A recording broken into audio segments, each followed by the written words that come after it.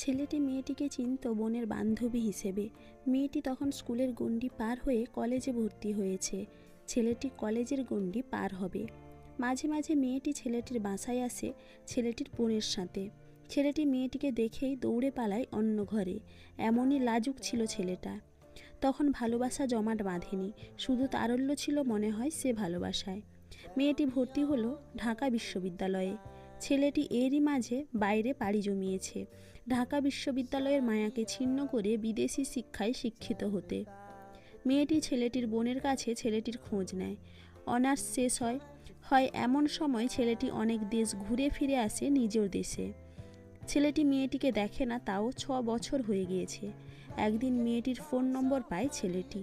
লাজুক ছেলেটি লজ্জা ভুলে ফোন নম্বর টিপে ইয়েস বাটনে হাত রাখে। ফোনটা যে মেয়েটির ভাইয়ের জানা ছিল না ছেলেটির। ছেলেটি ভয়ে ফোন রেখে দেয়। এবার SMS দেওয়া শুরু হয়, আর ইউ প্লিজ রিপ্লাই। এভাবেই মেসেজের পর মেসেজ পাঠাতে থাকে ছেলেটি। কোনো উত্তর আসে না। হঠাৎ একদিন ছেলেটির ফোনে SMS আসে, yes I am, but who are you, do I know you. ছেলেটি মেয়েটিকে SMS জানায় যে সে কথা বলতে চায়। মেয়েটি সাড়া দিলে ছেলেটি ফোন করে। মেয়েটি এটা জানার জন্য উদ্গ্রীব হয়ে যায় যে ছেলেটি কে। সে চেনে না ছেলেটিকে। লাজুক ছেলেটিও কিভাবে যেন দুষ্টুমিতে মেতে ওঠে মেয়েটির সাথে।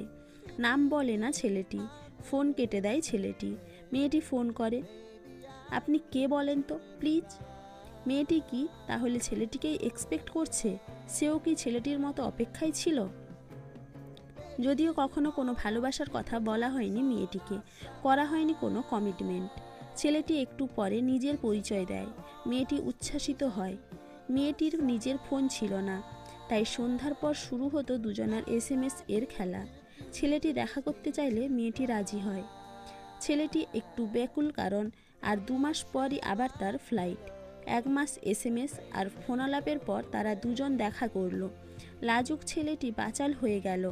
আর যার কথার তোড়ে সবাই উড়ে যেত, যার দুষ্টুমিতে সবাই পাগল, সেই মেয়েটি চুপচাপ হয়ে থাকলো। সারাটা দিন ঘোরাঘুরি করে কাটানোর পর মেয়েটিকে তার বাসায় কাছে নামিয়ে দেয় ছেলেটি। মেয়েটি বলে, আসি ভাইয়া। ছেলেটির মন খারাপ হয়ে যায় ভাইয়া ডাক শুনে। পরদিন আবার দেখা করে ছেলেটি মেয়েটির সাথে ভার্সিটি পর্যন্ত। এভাবেই ছেলেটি রুটিন হয়ে যায়।